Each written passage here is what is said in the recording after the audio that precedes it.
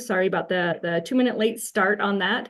Let's go ahead and start with welcoming some of our newest members. And I can see, let me see, James, I'm not sure if I can see everyone, but we have Marilee and we have Sarah, and we'd like to welcome them to the board if they are here and invite them to tell a little bit about themselves. Yeah, we are like here. Sarah has not joined yet. Sorry.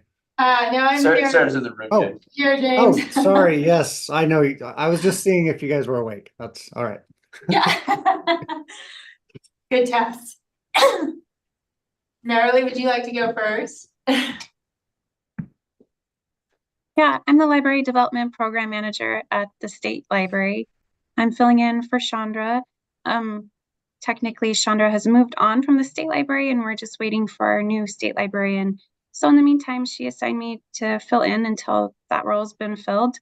And I guess a little bit about the program. Are you asking about like what my role is at the State Library? Want me to explain that a little bit? Is that what the question is? Yeah, that'd be great. Okay. So I manage the development team, and we have a group of people that work individually with libraries throughout the state.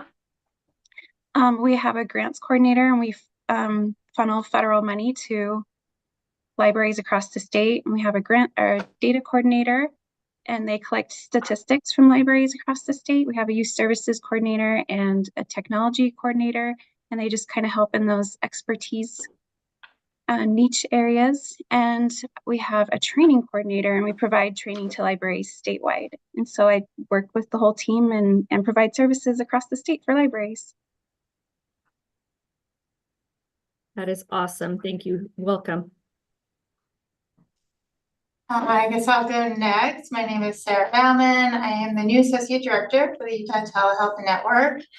I have lived in Utah for over 20 years, and 10 of those years were actually in Moab. And Taryn, your camera just went off, but I was gonna say that Taryn and I worked together actually way back to help establish the 21st Century Community Learning Center there at Moab. And I've been involved in both the healthcare and education sectors.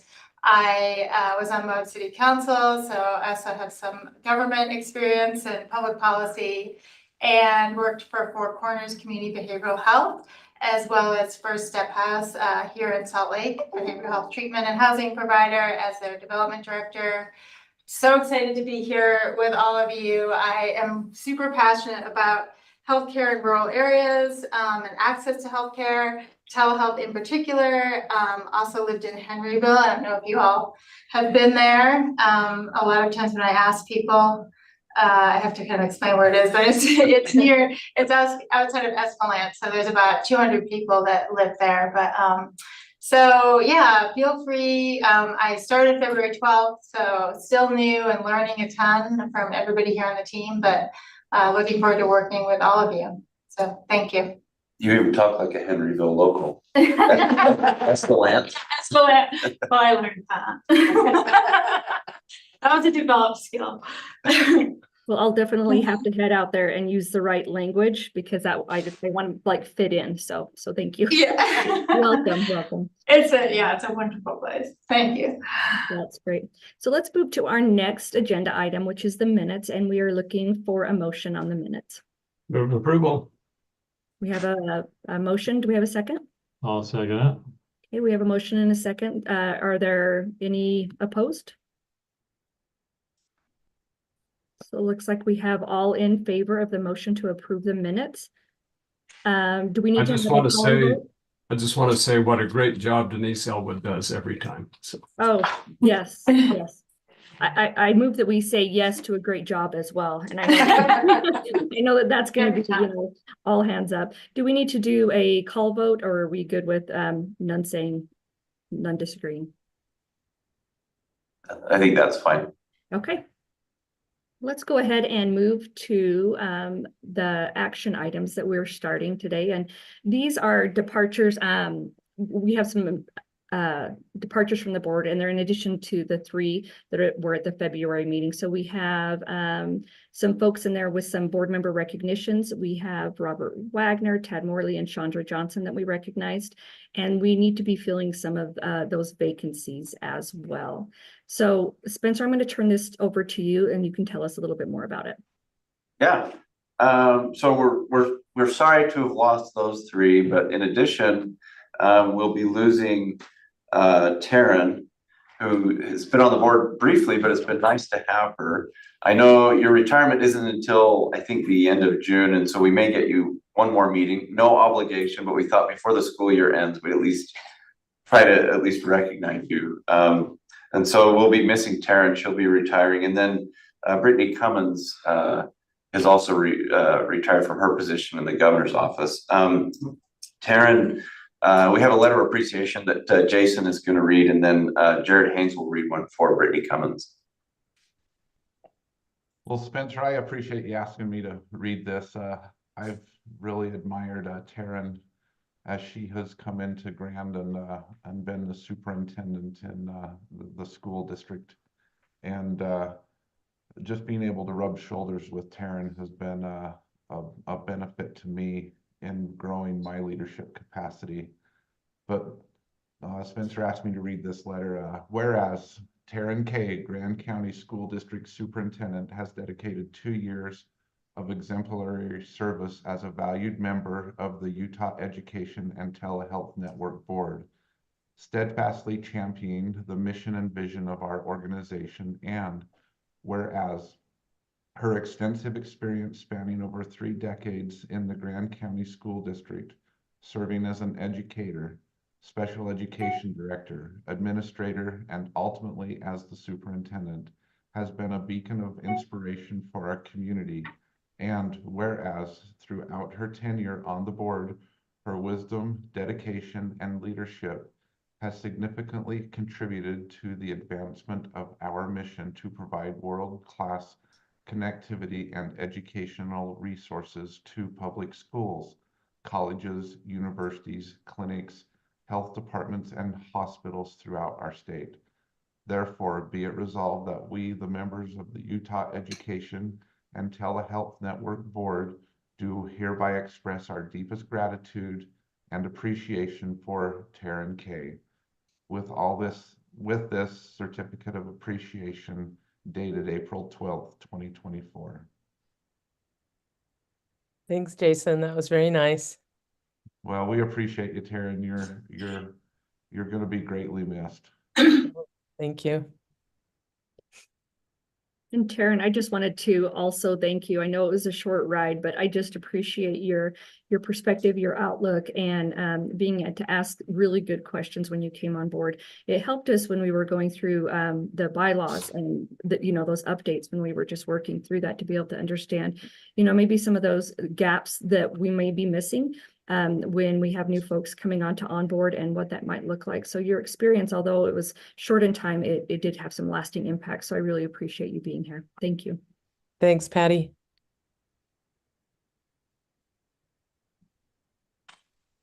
Thank you, Jason, and Taryn, good luck as you head into new chapters. It'll be a big transition for the region there.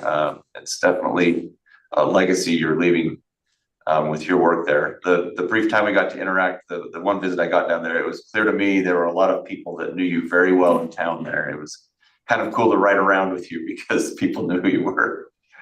So Yeah, that's what happens in a small town. Right, Sarah? Yes, I can second that. But actually, I'll also second your legacy, because I can also speak to that. And I'm very sad that you're going to be leaving the board, and hopefully we'll be able to keep in touch some other way. Absolutely. Thank you. I've really enjoyed the opportunity to serve on the board. It's been great. And yeah, the answer to the most asked question, I have no idea what I'm doing next. in some ways that's good, I guess, right? Yeah. Good. And then Jared, if you wouldn't mind, thank you for agreeing to read Brittany's. Okay, I better turn my mic on here. Sorry. Oh, I am on, okay. Yeah, you're good. Right. All right, let's see. Now, where did I put it? Apologies there. Here we go. Yeah, you asked me if I mind. Yes, I do mind because this means that we're losing a very valued member of our board. But I did bring my tissues here, so I might be able to make it through this. And I'm also sad that I don't see Brittany on here, but I'm quite sure she will listen to the recording. And so I will do my best to give Brittany some appropriate information here. So whereas Brittany Cummins, Senior Advisor of Education to Governor Cox, has dedicated 4 years of service on the Utah Education and Telehealth Network Board, passionately advocating for the advancement of education and connectivity across the state of Utah. And whereas her extensive background as an educator and education advocate has helped shape strategic decisions and initiatives brought before the UETN board aimed at enhancing the student experience in Utah schools. And whereas through her dedicated service, she has left an enduring imprint, positively influencing millions of students, educators, faculty, staff, patients, clinicians, and healthcare providers, creating a lasting impact throughout our communities. Therefore, be it resolved that we, the members of the Utah Education and Telehealth Network Board, do hereby extend our heartfelt gratitude and appreciation to Brittany Cummins with this certificate of appreciation dated April 12th, 2024.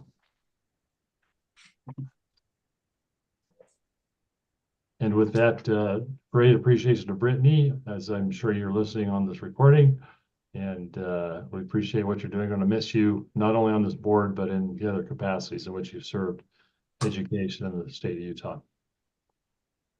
And if I may, I wanted to chime in. I've been able to work with Brittany Cummins in several ways. First, as a board member at the Utah State Board of Education.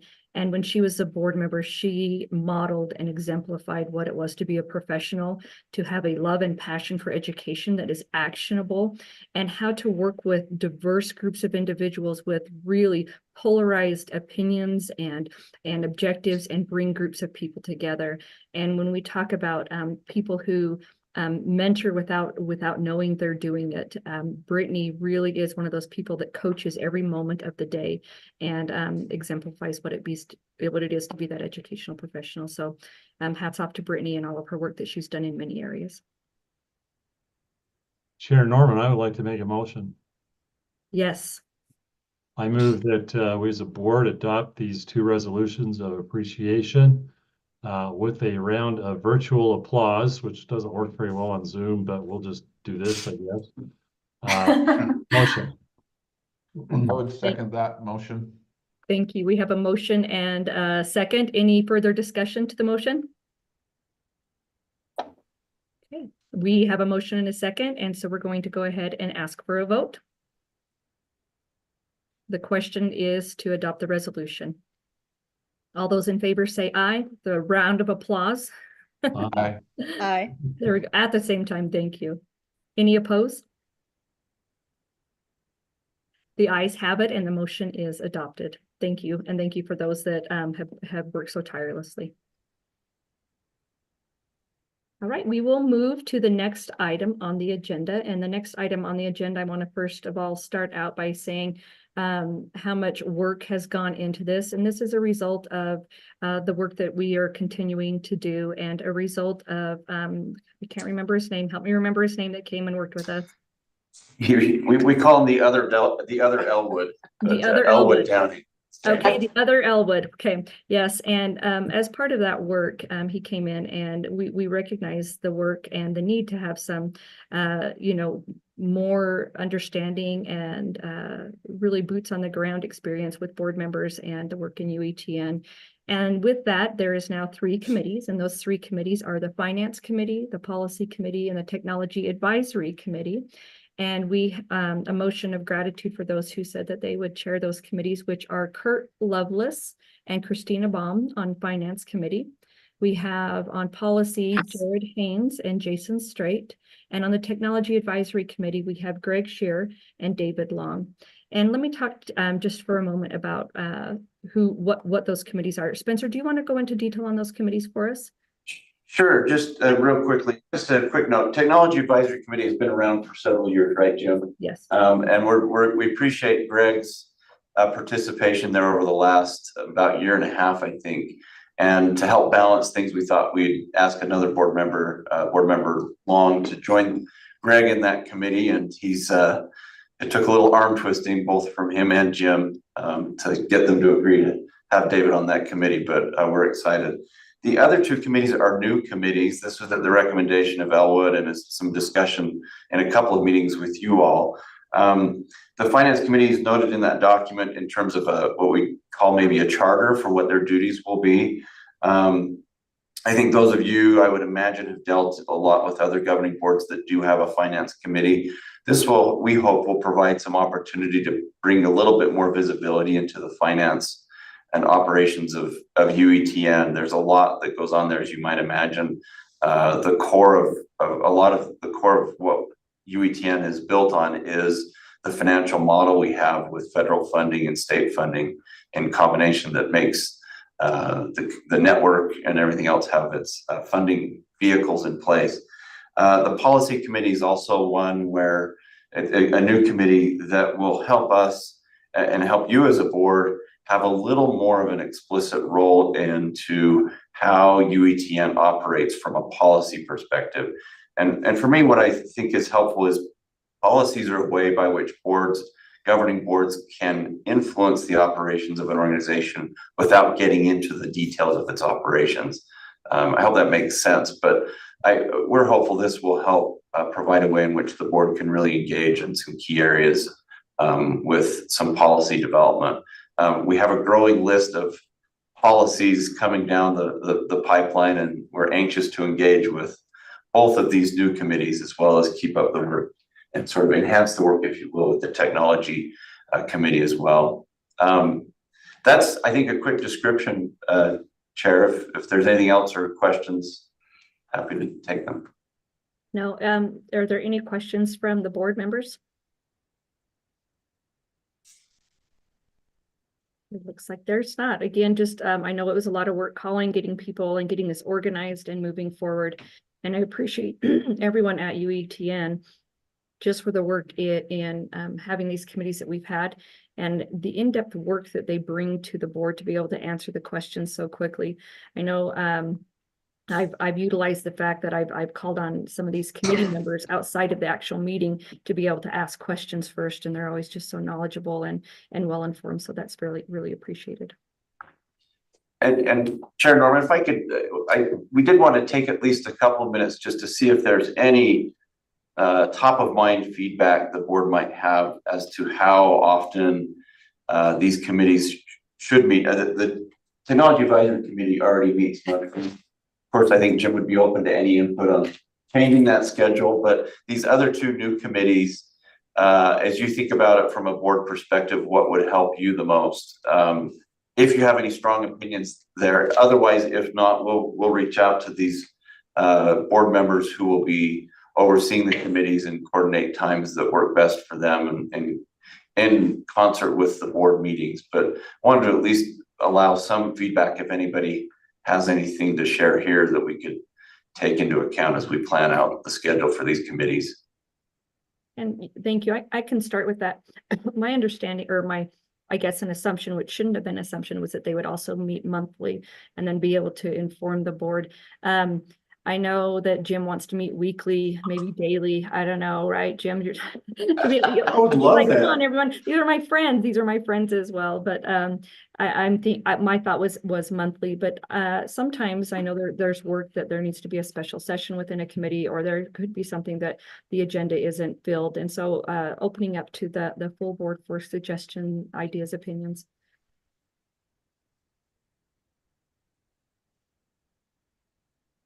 We have several committees we work with at the university, and generally, monthly seems to be a bit too often, particularly when you have Christmas and then the summer. There's times that it makes it a little bit difficult to meet. So we've gone every other month to quarterly. Depends on how big the agenda is, but the committee members always appreciate that when there aren't enough things to talk about, that the meetings are canceled. So I don't know, sometimes between quarterly and every other month, I think would be sufficient. Thank you. Those are really good points.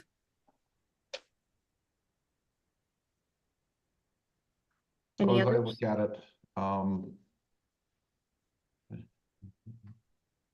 I think that sometimes it starts off a little bit heavier with like, I look at like the policy, there's a lot of policy things that are coming towards UETN. You know, it might be that we meet more frequently, like maybe monthly, and then as it gears down and those things are taken care of and the board takes action, then we could, you know, look at going to an every other month quarterly type that way. I think it depends on the amount of work. I know that like in school districts, right after the session, they're always constantly, it's like a weekly meeting as they're getting all their policies ready to go to the board for first read and those types of things. And then it gears down, you know, in the summer and throughout the rest of the year. Thank you, Jason. Now, one thought I'm having is that the role of these committees is advisory to the board, I presume. That a good share of the work is already being done by staff, and we're going to be looking at it and providing a set of eyes on behalf of the board. Is that kind of the idea? Yes. And with that in mind, do you have a suggestion on the frequency of the meetings? I think more often than once a month is probably going to be a little bit too often, although I do have lots of time on my hands and would love to spend all my time. Right. Yeah, no, Right, it's a great cause. And I know that Jason will do a lot of work too.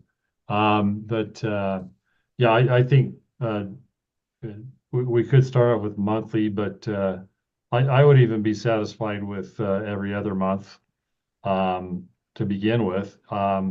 It seems like as we begin to shape our agendas, we'll have a better feel for how often we need to meet and whether we need to put an extra meeting in. The board is meeting how many times a year? 6 times every other month, typically. 6 times. 5 times. 5 times, but With the retreat. the retreat is its own. Okay. Well, it seems like the committees ought to at least meet at least as often as the board does, because there will be material in between. So it could end up being monthly. What do we do? Just put some dates on the calendar and take it from goes. Yeah. We could We also, can, yeah, we coordinate could that with you offline, the yeah. dates. One of the things we could do is have it be every other month, aligning with the board schedule, so that they can be able to report out to the board, and then put more frequently as needed. So that there's a definite every other month, but then there, according to the work that needs to be done, those in the committee chairs doing that work would be able to say, you know, we need another meeting.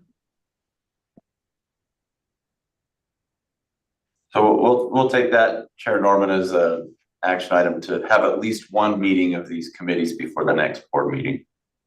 Yes. Do we have any motions on that we'd like to bring forward as a motion? As this is an action item, It's actually a discussion item, it's a discussion item. Yeah, I just looked at that. Yeah, just discussion. Okay.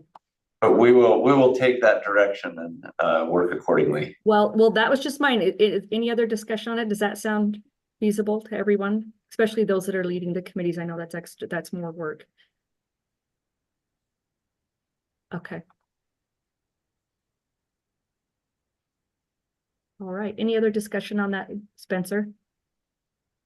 No, and just to thank you to those who have expressed their willingness to help with these committees. That does create extra work, but we hope it will be meaningful and fulfilling unpaid work. So thank you. It's paid for with the learning of students, the ability to connect, all of those things. So there's the great payoff that's intrinsic as well. So moving to the next item. The next item, I just have to say, is probably, you know, something that I know that Jamie's going to be talking about it, but the USET UELMA conference, oh my goodness, just wow. And what a exemplar to other states, to what a USET conference is. I don't think any other state could even pull off half of this. And the lead keynote speakers and the sessions, I've just heard nothing but praise. And I was able to attend just a small part of it, because I had another thing as well, but it just made me feel like that fear of missing out. Like I'm missing some of this, and I wanted to be here to every second of it. But I'm going to go ahead and turn it over to Jamie. Thanks, Patty. I appreciate that. And I agree. One of UEN's own, Matt Winters, was the president of USET this year. They transitioned from being in Provo to being at the Salt Palace this year, which brought with it a lot of additional work, and Matt and the committee did a fabulous job. So I'm going to share my screen and give you a little recap of, oh, hold on. Can everyone see that okay? I'm going to just give you a little recap of what UEN's role is at USET and how we promote UEN services through USET UELMA. And I apologize if I call it USET because it's been USET in years past. This year, they combined USET with UELMA. And to help with all these acronyms, USET is the largest, and now my slides aren't turning. Oh, there we go. Okay, so USET has historically been the largest teacher conference in the state until Show Up for Teachers came around, and now I think there's a bit of a competition there, but it does bring together a lot of educators who are interested in using technology in their classrooms. And UELMA is the state's library media conference for school librarians and school media specialists. So this year they decided to combine forces and bring both of those together in one venue for one conference over 2 days. And it really was an impressive conference. So by the numbers, USET UELMA brought in over 2,400 educators this year for 400 conference sessions. There were 5 fabulous keynote speakers and 8 featured speakers over the 2 days. This year, they increased the number of exhibitors from having 70 exhibitors last year to having over 160 this year. And a conference of this size takes a really fabulous committee, but also a ton of volunteers. And so there were over 100 volunteers that helped put on the conference this year. As from a participant's perspective, from an attendee's perspective, it ran fabulously. Everything seemed to, they must have been keeping any hiccups behind the scenes. So the audience for this conference is mainly K-12 educators, but it does bring in some higher ed as well. And this year, the technology services weren't able to have their winter retreat, the TCC, and so they joined for some of USET as well. So it was great to have kind of the education front of the house with the back end side together, looking at how educational technology is used in Utah. Our relationship with USET over the years, we have a fabulous partnership. We've had many UEN employees who have served as president of USET, but we have many more who volunteer their time as volunteers and in many capacities in making USET happen. So with our partnership, UEN is tapped often to help with a lot of in-kind services. So our media production team does a lot of work, our PD team does a lot of work. And this year, we also had the opportunity to have some of the tech service side participate as well. So our goal is always to increase brand awareness of UEN and to attract new users to our services while building relationships. So we try really hard to engage with educators and have them view us as their partner in what they're doing in the classroom.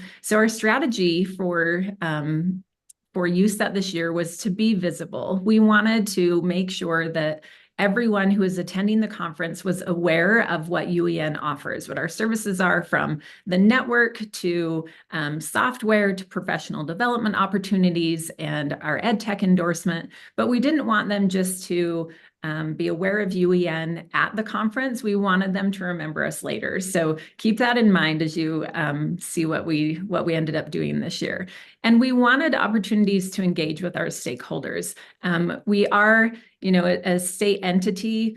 Our services are free. We didn't want to come across as trying to sell anybody on the services that we provide, but we wanted to be able to engage with them and build that relationship and that partnership. So we had a great opportunity to have EduRoam as the conference internet this year, which was, I think it went really well. If you were already connected to EduRoam, you could just show up at the Salt Palace and you had internet. You didn't have to try to connect to the venue's internet. We sent out communication in advance to let tech directors know that EduRoam would be available and get them to engage with their educators before attending the conference to troubleshoot and make sure that their internet would run smoothly. And the wonderful thing about this is hopefully we brought in some more educators to use EduRoam and help them recognize this is a service that UEN offers. So our media service team provided 14 promotional videos this year that were seen by over 2,000 attendees during the keynote and main stage speaker sessions. So we were asked to create introduction videos for each of the keynote speakers. So as they were walking to the stage, preparing their laptops, it would be talking about who they were. In the downtime, we were able to show who UEN is. So I'm just going to show one of the videos that was played during USET. Attention educational technology specialists, school technology specialists, and innovative learning coaches. Whatever your title is in your school, we have a community for you. Consider joining the third cohort of the Utah Tech Leaders Network, or because we love abbreviations in education, the UTTLN. The UTTLN is designed to grow the skills of ed tech coaches who support instructional practices of personalized and competency-based learning in their schools or districts. Through a mix of hands-on activities, expert guidance, and collegial collaboration, UTTLN will equip you with practical strategies in knowledge, in leadership, coaching, and technology to help you support all of your school community. This unique year-long learning opportunity will bring together digital leaders from across the state to build a community and a shared vision to prepare participants to support future-driven initiatives in their schools and districts. Utah Tech Leaders Network, just one of the many ways that UEN networks for education. Learn more and apply at uen.org/USET. So the professional development team and the media team worked together with so many great people helped make this happen, but they did a great job to put together these 14 videos, and I linked the playlist if you want to watch any of the others, but very high quality, very professional, and gave us a captive audience to learn more about UEN services. Oh, it wants to start again. Okay, so talking about our booth, this year we tried really hard to give a great vibe in the exhibitors hall to stand out from the other booths and to really give us an opportunity to engage with our stakeholders, to talk with them about UEN services and not have that salesy feel. So if you've paid attention at all, there's a little thing happening right now that's some Taylor Swift mania. So we knew our audience would eat this up, and they did. We made friendship bracelets at our booth, and we were busy from the moment the exhibitor hall opened until it closed on the second day. And this really gave us an opportunity to talk with our stakeholders. They showed up, they made bracelets, they laughed and joked and talked to us about what they're using from UEN. We could tell them some new opportunities that they might not have known about. We feel like we had at least 250 really good, solid interactions, but we had over 500 people who came and stopped by the booth and made bracelets. So it was a little stretch, but it really fit our audience well and gave us that chance to engage. We also had some really fun stickers this year, and this goes along with them remembering UEN at the event, but also after the event. So rather than just hand out UEN branded stickers, we went with stickers that we thought that educators would want to have on their laptops and on their mugs, and people went crazy for these stickers. We even have educators that are still asking if they can get more for their staff. So we feel like this was a big win. This was a fun father-daughter, I believe, couple that came over the second day to show us their shirts that actually matched the stickers we had made. So a big part of this is the conference sessions. We had 11 presenters from UEN, from professional development, but tech services also, and Spencer got in on the action, and we were able to engage with 600 attendees. We also had an interactive wall, which was just a giant wall where people could add their stickers, sharing ideas. And this was promoting a bi-weekly email that we send out giving tips to teachers. Super fun. We had lots of teachers taking pictures, knowing that they could do this in their classrooms. We ran a podcast studio. We recorded live 5 local podcasts and 2 national podcasts. And a new thing that I learned about is the Sell on Wheels. So the cow, with Jason Ayers' help, showed up at USET and was there in the keynote room throughout the conference. And just another way that UEN was visible at the conference. So lots of engagement overall, and a really successful opportunity for UEN to engage with our stakeholders.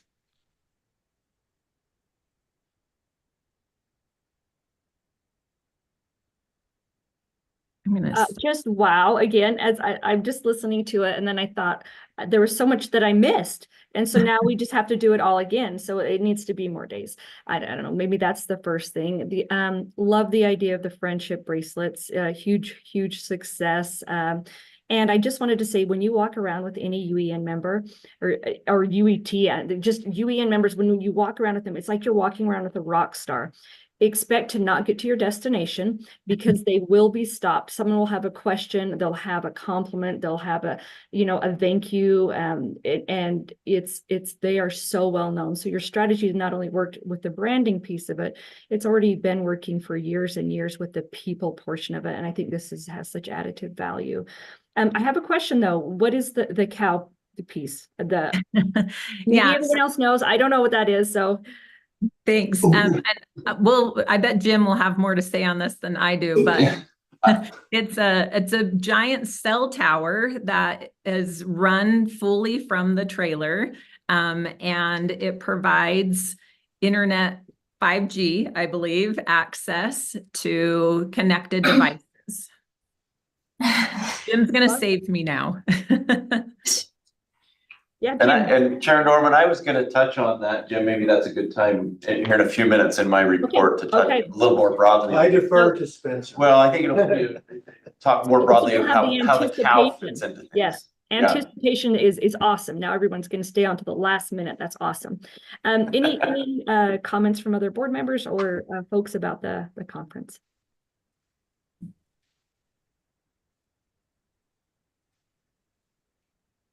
Well, just extend. Well done. Thank you.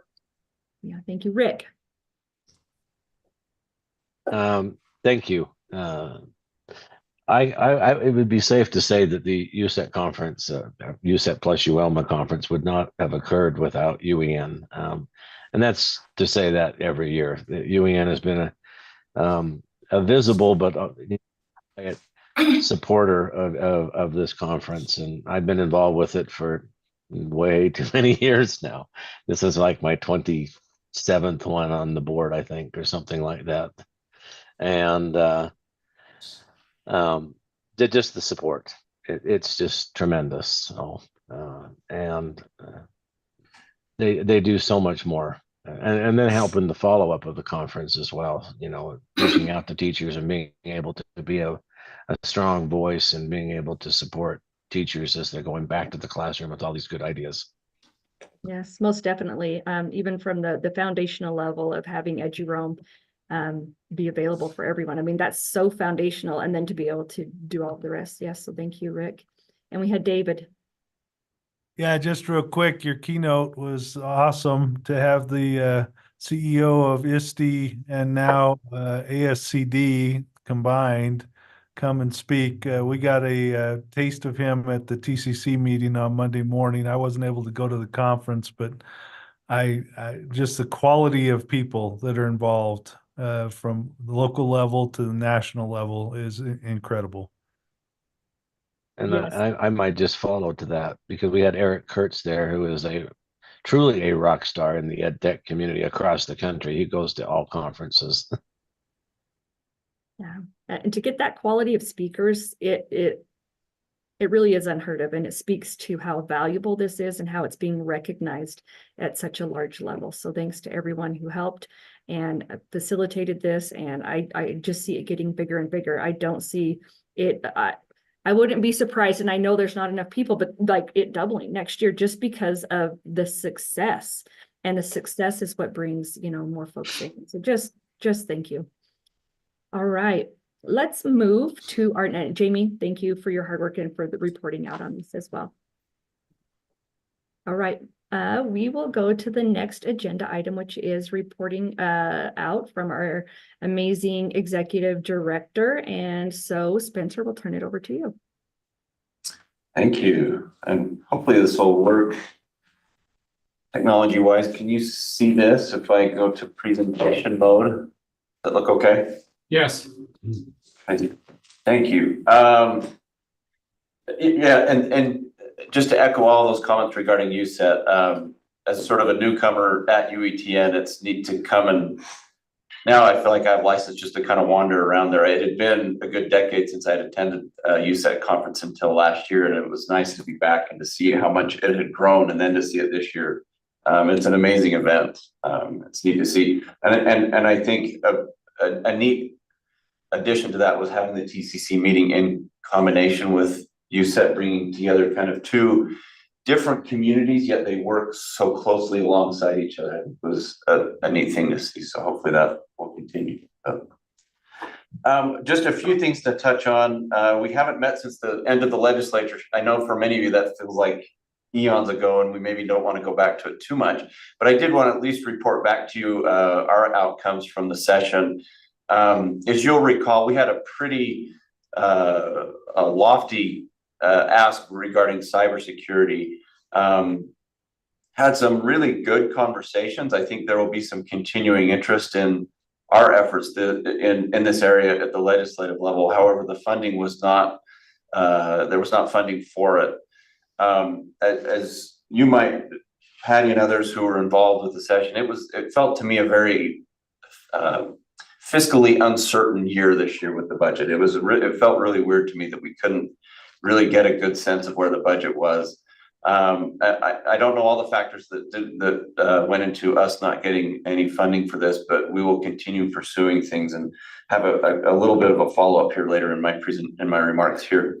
I also wanted to note, though, we did get some funding for software. We requested $5.2 million ongoing. That was for 3 software pieces for the Adobe license that has been funded historically with some CARES funding and one-time funding, for a renewal of the Scribble software that was funded one time last year. And then the online library license was up for renewal. Has been a 10-year contract. This $4 million funds the Adobe contract for 2 years and the online library for 2 years. So we will get to work on at least lining up ongoing funding for that, as well as some other things. I did want to touch on a few items regarding software. And I know, Rick, you may touch on this in your committee or your council report, as that was quite a lengthy discussion, but I did want to at least share a few things, since software was at least for us, the primary outcome for the legislative session. As you know, we licensed quite a bit of software. These were numbers we just recalculated to show the savings that we're able to achieve on behalf of education for software. It's an area that's newer for UETN. It's not one I think we explicitly jumped into, but it's now becoming something that's a big part of what we do, especially because software is just becoming so much more ubiquitous. There's dozens of different pieces of software, of course, being used throughout education. Just a couple of things to report on. In the next year, there's a few licenses that we'll be pursuing funding for here at the bottom. Nearpod, those of you in K-12 are familiar with Nearpod. That will be up, the funding and the license for that are up next year, next fiscal year, FY26. So that'll be a consideration for the board as to whether we pursue legislative funding for that. Zoom is another one, at least on the K-12 side. That license is also up next year, and we're currently having conversations to see if that license could be expanded. So it is one for both higher ed and public education. There's been a lot of discussions, many of you might know there.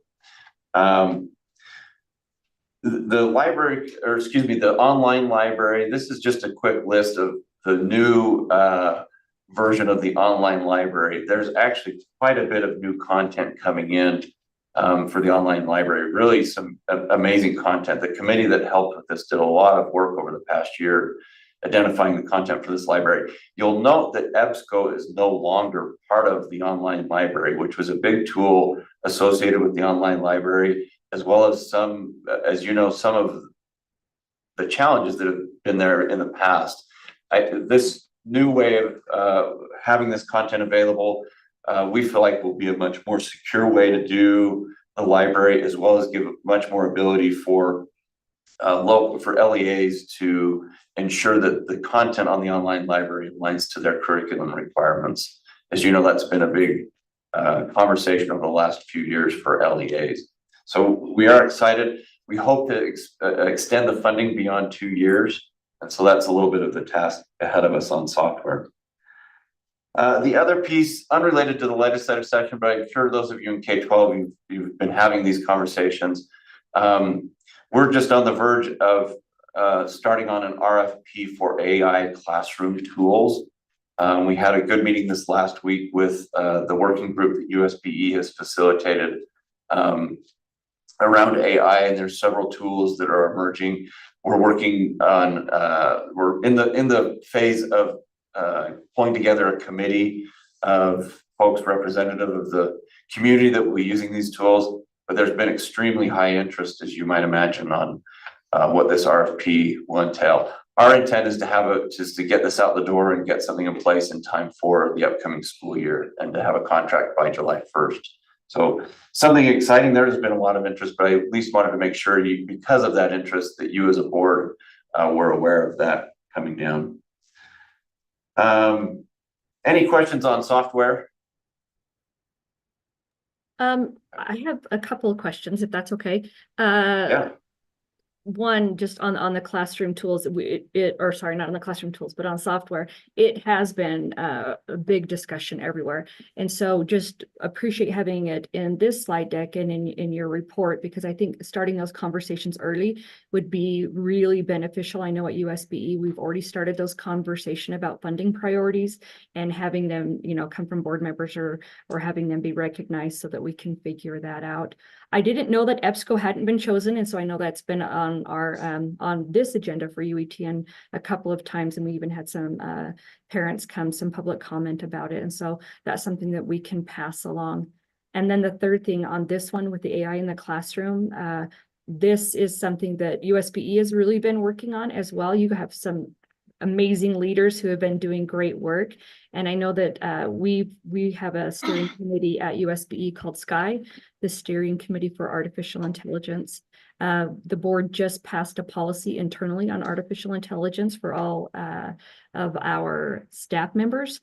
We also provided access to Microsoft Office Copilot to our staff members after they've completed a training on the policy. And then the Standards and Assessment Committee at USBE just passed a framework that had gone out. And I don't know, Rick, if you could give just a minute on what that framework is that might help that can be useful when we talk about this classroom tools. And maybe it's after your report, Spencer, I don't know, during.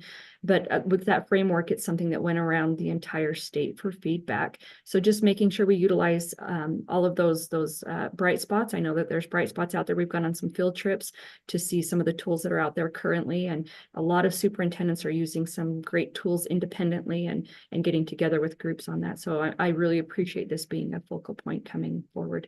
So I don't know, Rick, if you wanted to just give a minute on that framework, just like 2 minutes on what was I know that's impossible, but We'll do 30 seconds. No, okay. So this has been an issue that is hitting every state across the country of what to do with AI. Do they set a policy at the state level? Do they provide guidance? I feel very good that we have, in Utah, have decided under Patty's direction to form a steering committee for AI and then to be able to give guidance to schools. And that's really what this framework is about. It's really to talk about the purpose of AI, what it and to realize that this is a new tool, but it doesn't, just because it's a new tool doesn't mean that it doesn't fall subject to a lot of other existing policies and rules and legislation and laws and code. And so we identify in this guidance, these are the things, these are the existing resources you can already use to provide guidance and to provide a way to provide security in the use of these tools. And we also then talk about what are some guiding principles for AI, what's the responsible use of AI, and then where AI should not be used and what things AI should not be considered for.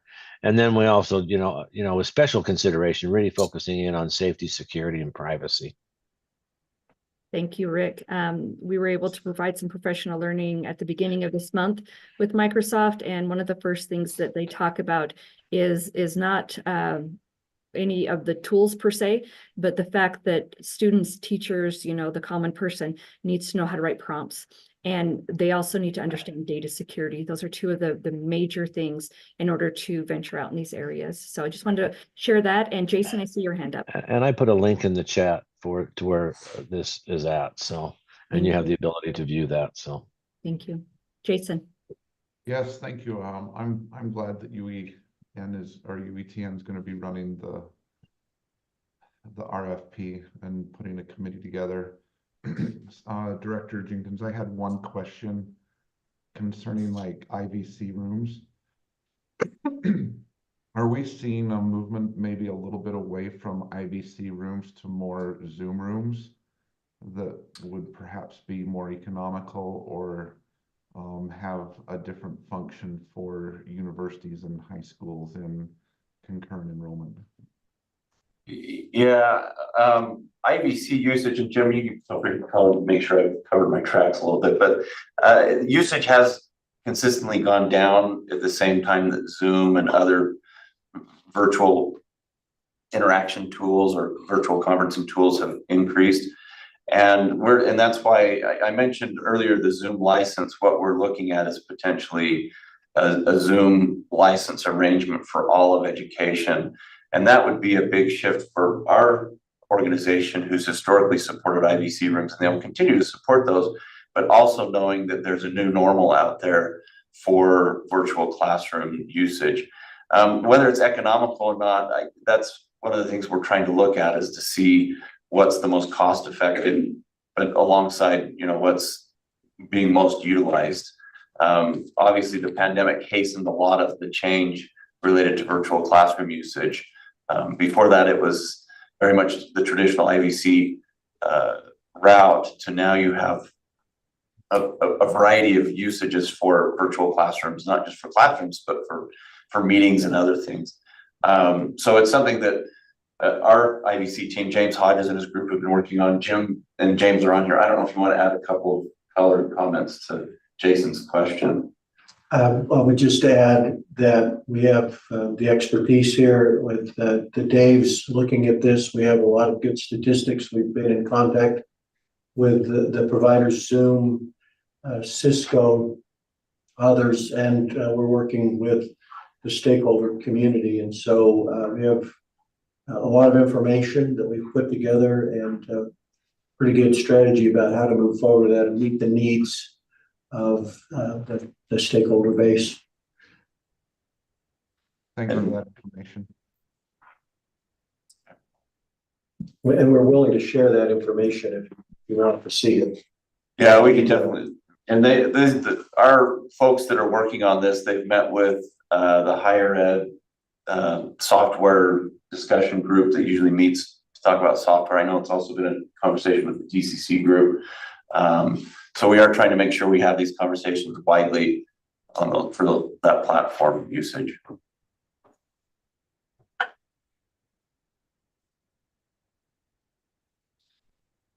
Okay, we'll move on, and just going back as a final kind of comment on the AI related things. This RFP, we hope to keep focused on tools in the classroom and to be aligned to the standards that USBE is leading out on. There's a whole, as you know, AI is a very, very wide field, and this doesn't touch on a lot of, I guess, what I would call a lot of the back end technologies. There's been a lot of discussion in the TAC as well as the Education Advisory Council about AI, and that, of course, I think will continue. This will be one little piece of that. So, yeah. Just would mention that we have a TAC meeting next Thursday, the 18th.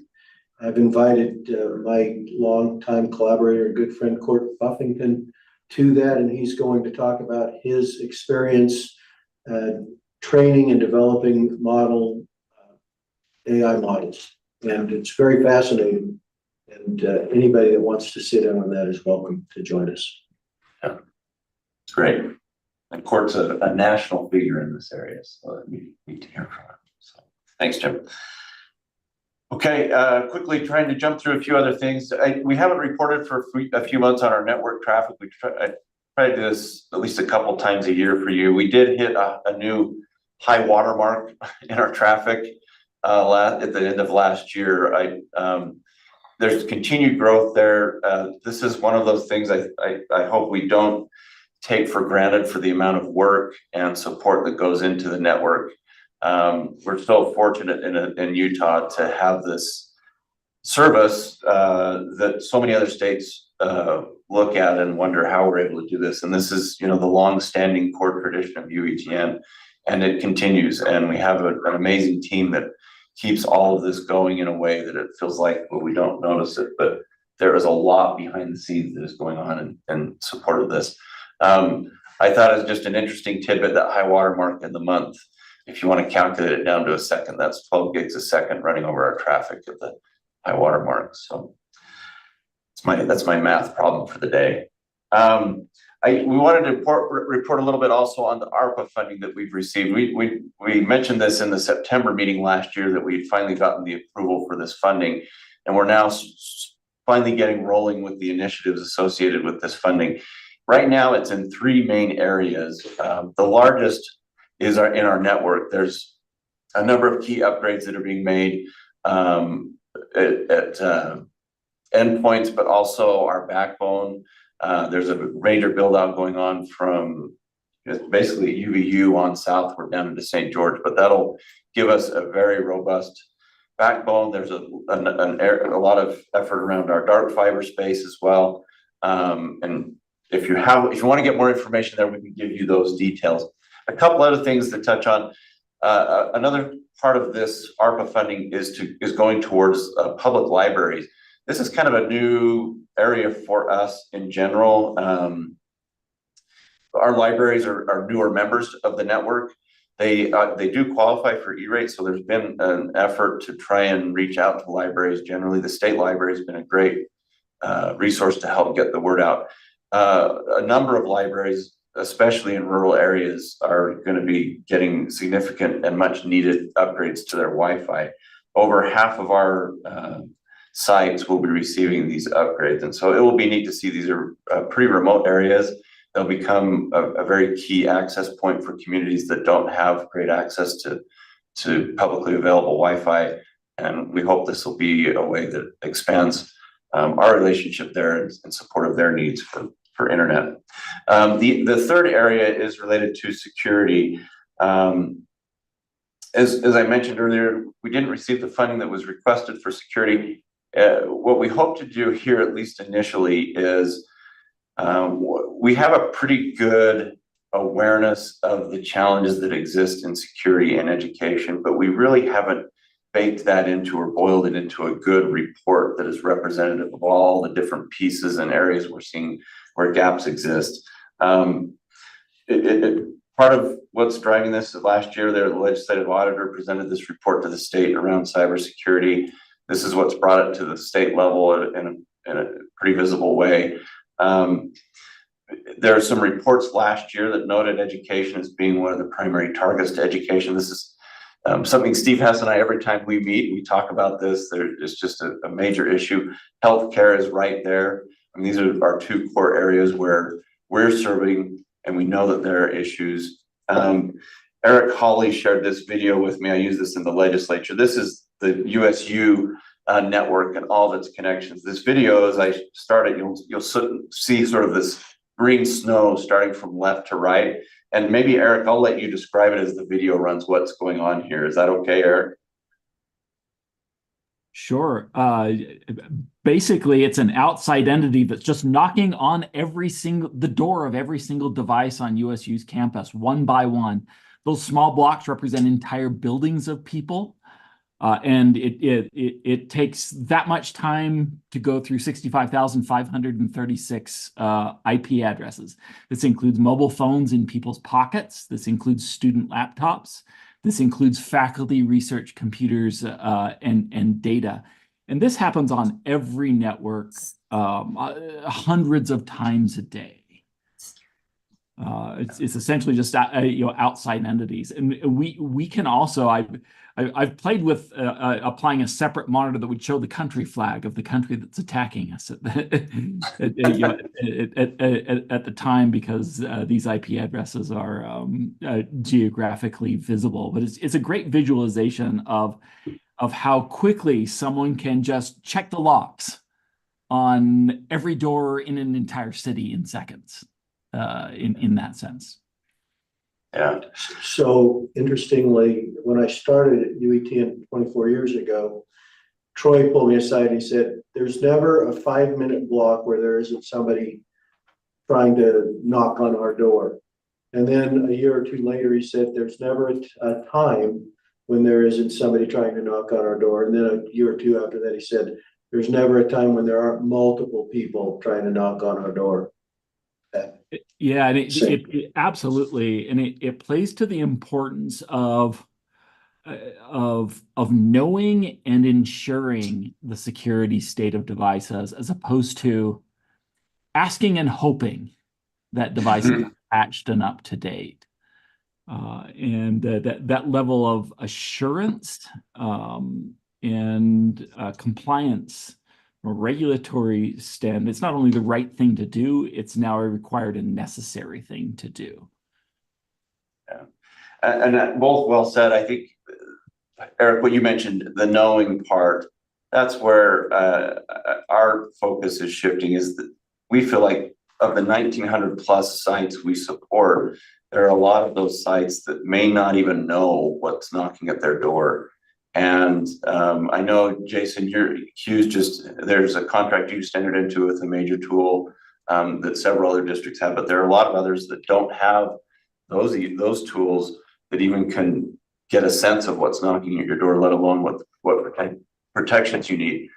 And so that's why, from our perspective, this isn't a space that UETN has typically been in, but because we see the traffic, we feel like at least doing a bit of a study in partnership with higher education and with K-12, it'll help us paint a little better representative picture for you as a board to understand what the landscape is, but also for other leading policymakers, because this issue is obviously not going away. It's a growing issue. But I don't think it's totally clear to policymakers the unique component related to our network in security, both for telehealth and education. The state has a cyber commission. They're focused very heavily on state government entities and their security. Education is a little bit different when you have the interactivity and the wraparound of technology for the people you're servicing, whether it's teachers or students. I think that's a little different than what government services typically offer to citizens. And it's something that I feel like through this study, we'll get a little better picture that we'll be able to articulate to legislators, you and the board and others, that really what is out there. So we hope this will be something helpful and will help prompt some next steps for us as well. Any other thoughts or questions regarding security before we shift to just last couple items? Just an appreciation. It is a priority, especially where education and healthcare are primary targets. So thanks for the work in this area. Thank you. And then just a quick note, going back to the cow.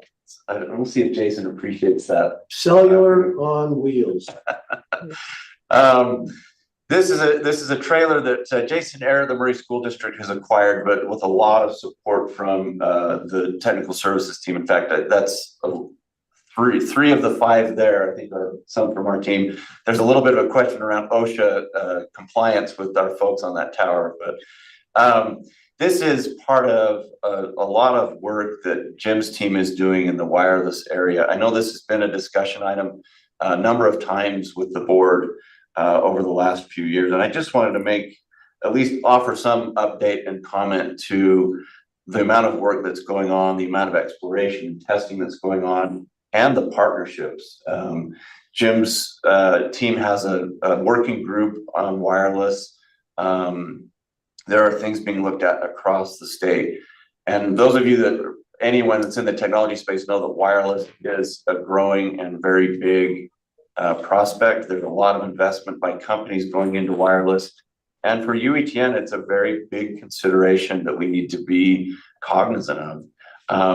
But whether it's for mobile wireless, for rural wireless, Superintendent Long, of course, has a really exciting project going on in his district that we have some folks providing some technical support on that the superintendent's leading out on. Or even on our university campuses. I know there's a couple of really big research projects around wireless. I think it's important just you as a board to have some awareness that this as a technology is something we're actively pursuing. And I mention it now because as part of ARPA, my hope is I feel like Lisa might grab my foot here, but I'm hoping there's a little bit of, it's not part of the original scope of what we requested for ARPA, but I'm confident with some of the savings we're seeing, we hope to put some towards some wireless investment to really expand on it, to test it out even further. But it's something that's, I just want to make sure we bring this to the board's attention, that there will be a lot more. In the TAC, this is an ongoing conversation as well as the user group. Jim or Superintendent Long, anything to add to this? Defer to Dave if he wants to go first. Just great thanks to UETN and the support in our project. We're really excited with what we're able to get up and get going here. Testing and everything that was done this fall and through the winter tells us we're going to have a really robust network to assist our students that don't have access currently at their homes. Just point out on the cow, the cellular on wheels, there are really 3 or 4 main reasons to have that. And we appreciate that Jason has made that investment, but has also made it available to us. It's a great place to put different technology to try that out, which also makes it a great training ground for allowing different of our stakeholders and our staff to have access to different technology. And it also can be pulled up to a school that doesn't have a connection, or a location. It doesn't have to be a school that doesn't have a connection, and it brings a lot of capacity for being able to bring network instantly to any place. So it's fun to have that. we done a lot of testing, and a lot of the assumptions that we made about radios and throughput with radios was proven to be correct, and other assumptions were proven to be incorrect. But we worked with Dave and with his staff in Beaver District this past few months, and we've proven out and learned a lot about Nokia radios and Bicells radios and 5G, and it's put us in a very good position moving forward to understand the technology and make the best use out of it. Yeah, thanks, Jim, and thanks to your team for the work they're doing here. And I also want to make sure that we're clear that this is a new technology. This isn't meant to replace what we do in the broadband traditional fiber area. As you know, we have hundreds of contracts in place with vendors across the state. They're incredibly important partnerships. This is actually something where we're working with providers in a couple of areas that we'll hopefully be able to share more in the future. Yeah, can I make another comment about that? So I've been working on two projects there. One is with Centricom, and our staff is working with them to really bring additional capacity with their radios and using our SIM cards in Delta and in Tremont. And that gives us a lot of hope that we don't have to always install our own radios. We can use the radios provided by Centricom. And on a national level, I've been evaluating, and Internet 2 has recently received responses on a neutral host networking RFP. And we were hoping to get 3 or 4 responses. We got 12 responses. It made it so that while I was away at OFC helping there, that I spent every waking hour that I wasn't doing that, reading and evaluating these RFPs. But it's going to be interesting to be able to bring on a national level footprint access to these providers as our users go out, and it really does increase our capabilities, but does so in partnership with the AT&T, Verizon, T-Mobile, and other these tier 1 providers. Yeah, and I think just in a nutshell, a neutral host radio is basically makes it so any provider could ride that hosted radio. You see those antennas around where there's 10 or 12 different radios sitting on there from all the providers. This would create a more open path for this kind of traffic. Yeah, and I don't expect anybody else to understand completely what neutral host is, because I read all 12 proposals and I still don't understand all the ins and outs of it. But it's very interesting to be able to combine.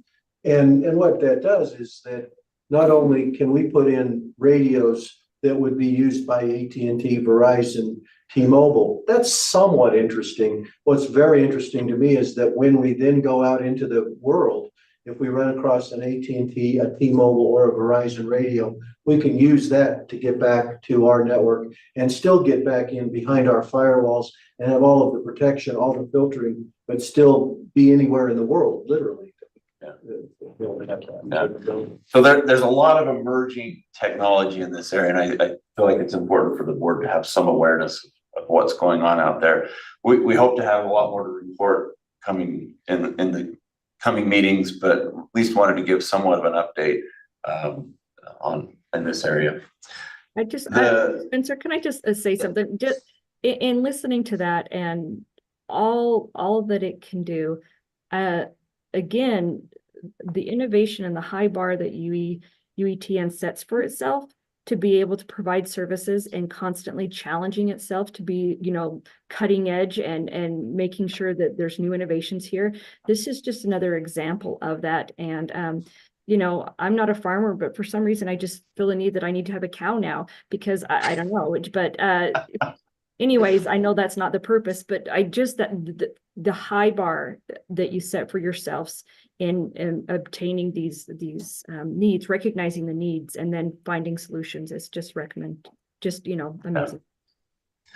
Well, it's cool to be a part of where innovation can help address some of these areas in equity and underserved areas, and we hope that this will open some of those doors. So thank you Chair for that comment.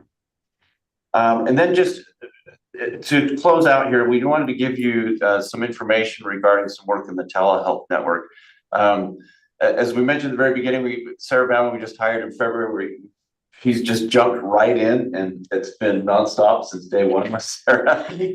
Extremely busy, and she's been great, extremely capable. It's been great to get acquainted with her working in this. We did want to give you a bit of an update. As telehealth, we have a few sites that are out of state related to clinics that are in state.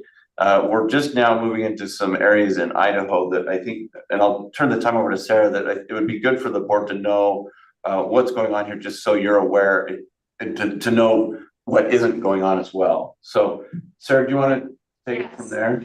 I was just thinking, I've jumped in, and then in certain areas I've been pushed in, but it's all good. And actually, I was just thinking about, what was just said about recognizing the need and finding the solutions. And I think what I'm about to speak to is really supports that. So just to back up a little bit, and I'm not sure how familiar everybody is with the map that Spencer has up on there.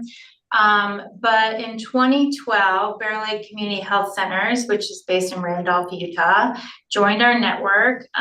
Within that, there were 4 community health centers in Utah, 2 in Wyoming, and 1 in Idaho.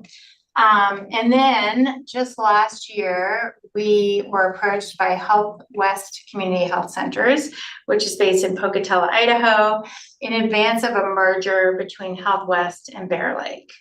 So that merger has taken place. Health West actually submitted a formal letter of agencies seeking eligibility for joining our network through the USAC Healthcare Connect Fund. And I'm assuming everybody is familiar with that. Yeah, that's the federal funding source. It's like the E-rate version on the healthcare side. So since that happened last summer, there has been a lot of conversation internally within our team, also with Health West, about how we may be able to bring the additional sites onto the network. The goal was that they really wanted those Bear Lake Community Health Center sites and these additional sites all on the same network. So with that came conversation about how best to service additional sites that may be out of state. And so there have been engineering conversations. There have been discussions about, our managed security services and whether to keep those bundled in with the network services or debundle them. At this point, we are moving forward with Health West. We've had very clear conversations with their CEO and IT director that this is really a pilot project. We're going to explore the out-of-state model some more. So we'll be evaluating in 12 months. The contract will be for 3 years. So we will be committing services for those 3 years.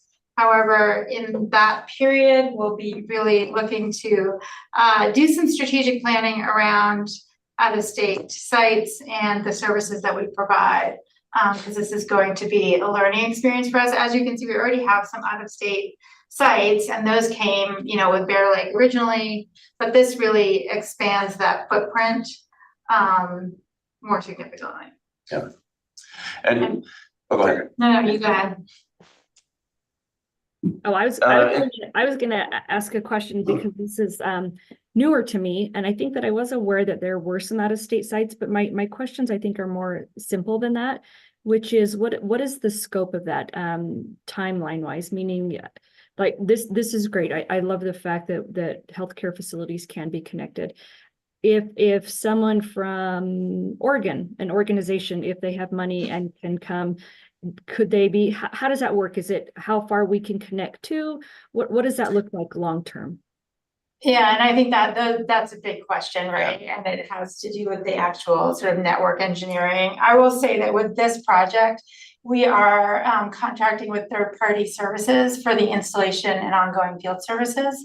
And we're also building in cost recovery for the managed security services on a monthly basis. So we're really looking to decrease sort of our need to travel, right? And to make sure that costs or recoup for any, any need to do that. Yeah, and Chair Norman, your question is, though it may be simple, is actually Yeah. kind of at the fundamental heart of this. The out-of-state locations to date, they've been attached to locations that are headquartered here in Utah. With this merger, Health West is based out of Pocatello, Idaho, so it kind of shifts the model, if you will. And one of the things we're quite nervous about, honestly, is how sustainable is this, and what's to stop us then from an Oregon or somewhere else. That's where we really need to take a very deliberate look at what is sustainable and what is appropriate. Telehealth is a little bit different than education, where education stops at our state borders pretty cleanly, right?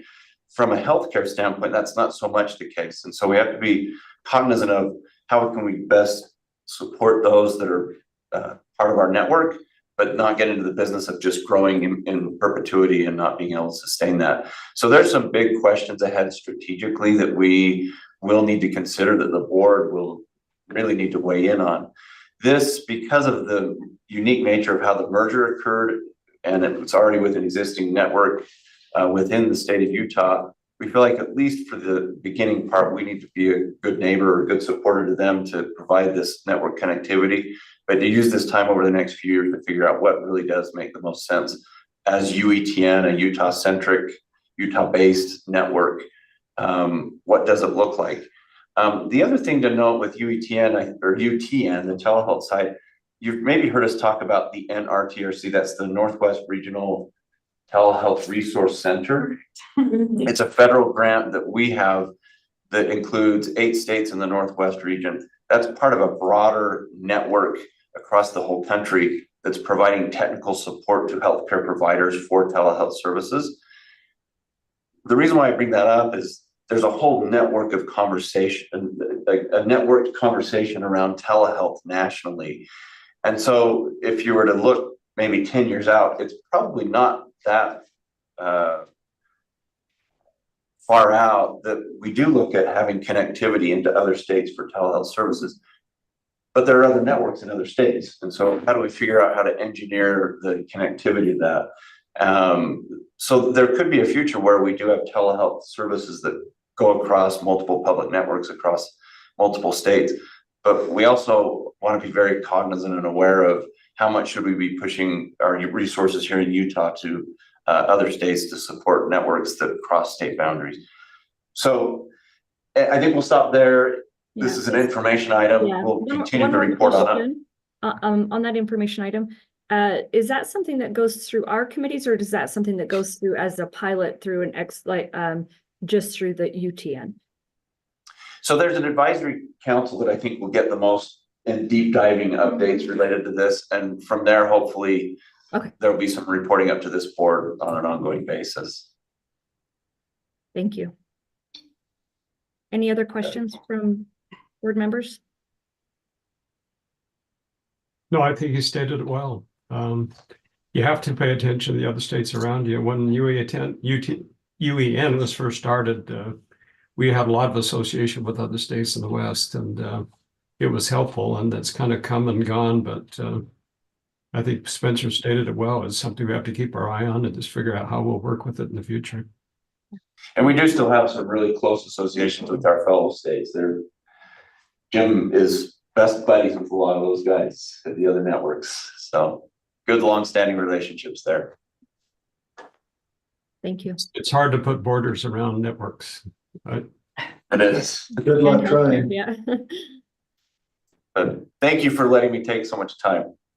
No, thank you. That's really important. It helps us keep our eye on what's coming and what's been happening, dedicating resources and allocating time. So thank you.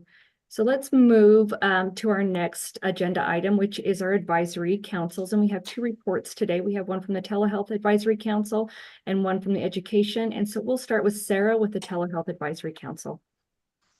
Great, thank you. Before I dig into that, it's actually really great to hear so much on the education side too, just to really understand the breadth of the work being done. So that's very exciting for me as a new member of the team. and also just how much we have in common. So related to innovation, AI, security, digital equity, wireless technology, it all really, is integrated within telehealth as well. Those are the areas that we're really looking at.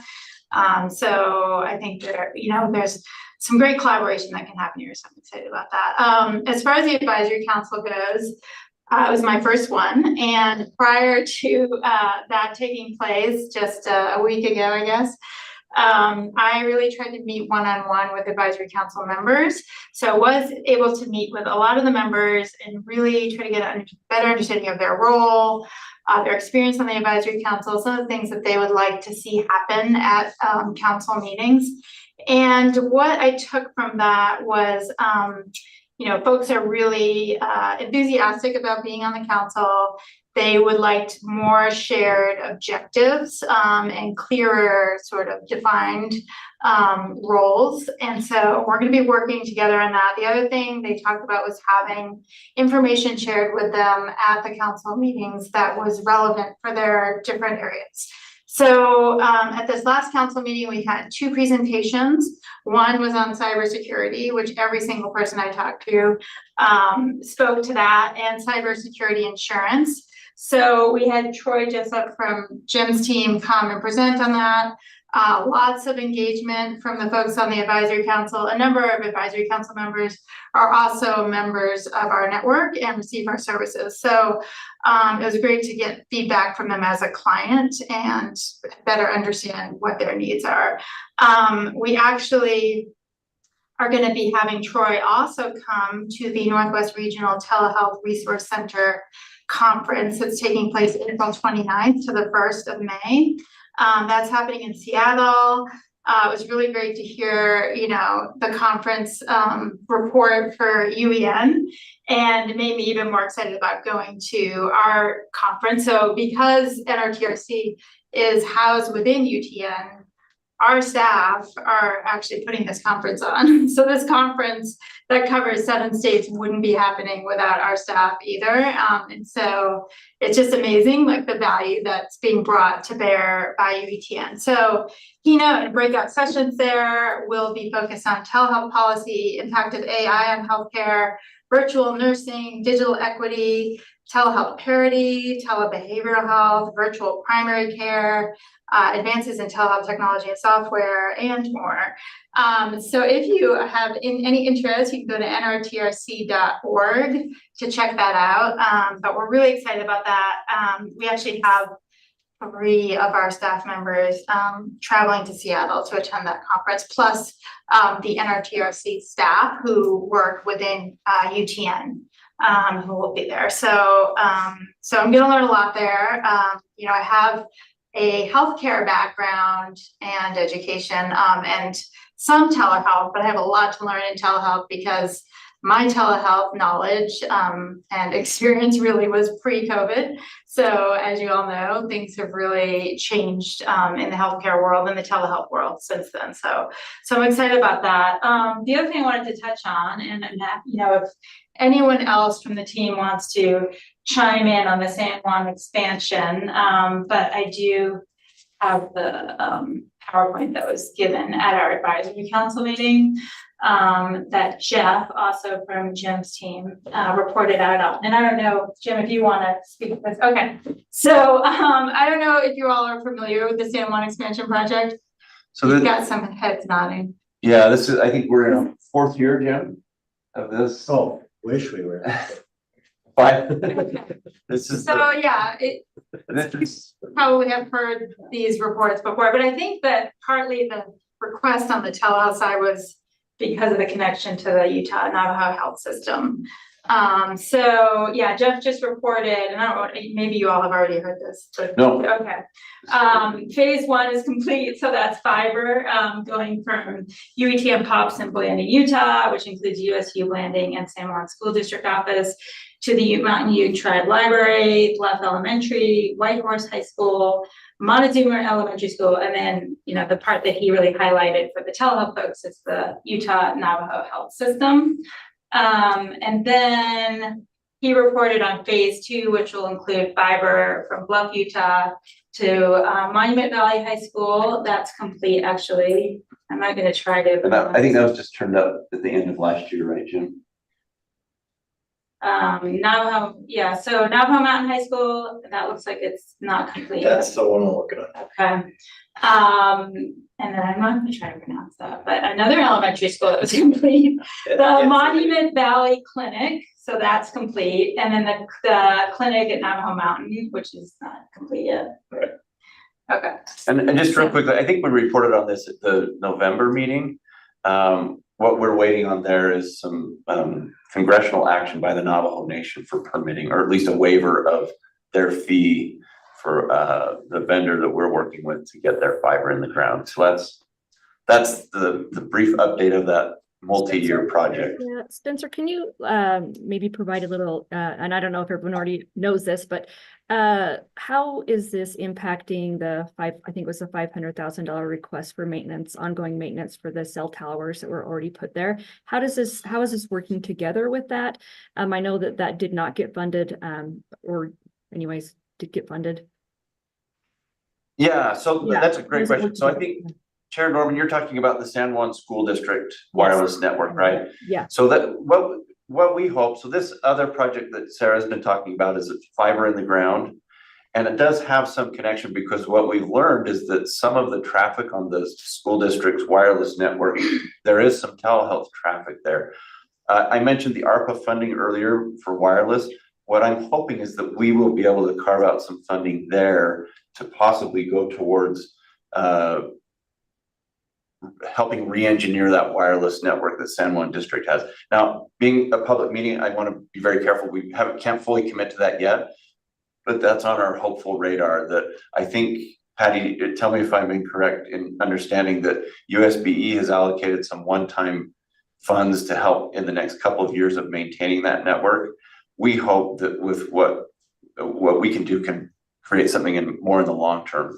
Right. I think that's why it's kind of a Band-Aid funding until that long-term solution. And so that's separate but connected to what we're talking about here with fiber in the ground, literally nearby there. And so it all kind of connects at some point, literally and figuratively. But so sorry, Sarah. No problem.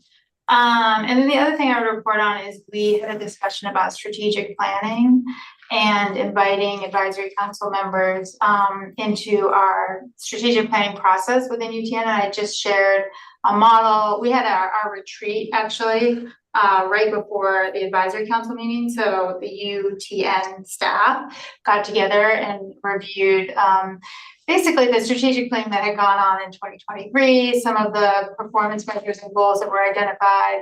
And one of my areas, I guess, in my background and an area that I'm really excited about is strategic planning and theory of change, and really measuring, thinking through what are the outcomes that we want to achieve, and doing kind of a pre-mortem and logic model and all of that stuff. So we got into a little bit of that at our retreat, and I talked to the advisory council members about helping us develop that and participating in that process, and also identifying other stakeholders that we want to invite into the process. So that's something I know that we're planning on doing organizationally as well. So we're looking to tie our process into the broader organizational process as well.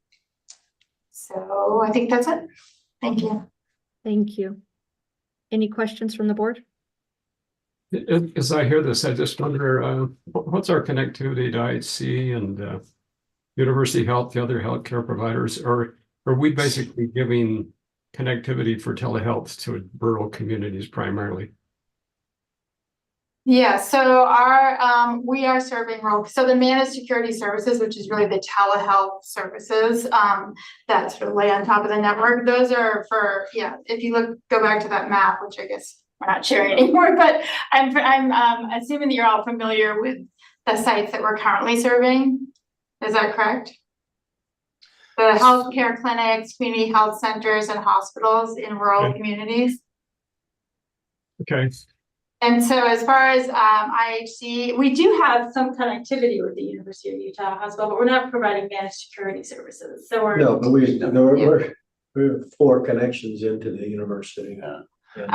So I'm not sure exactly your question in terms of IHC and the University of Utah, but our telehealth sites do not include IHC or University of Utah.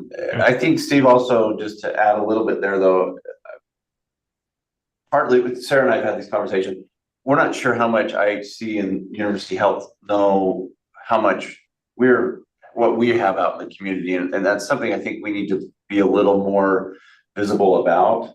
And Sarah's been really good. She's really already been having a lot of interactions with Intermountain, for example. Yeah, we were talking about partnering for our school-based telehealth program. And so telehealth as a broader market, if you will, I think there's some opportunities for us at UETN to have some convening conversations, add additional conversations with those big providers in the state. And right now, we're really focusing on meeting the needs. So for folks that aren't able to connect to IHC and University of Utah for services. Okay, thank you.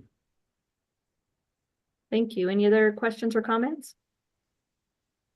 Okay, we can move into our Education Advisory Council report. Rick.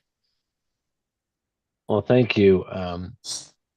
Had some opportunities to really be thinking about UEN, and had lots of discussions with others about UEN. And I think that both during the legislative session, as not getting some of the things we were hoping to get, and as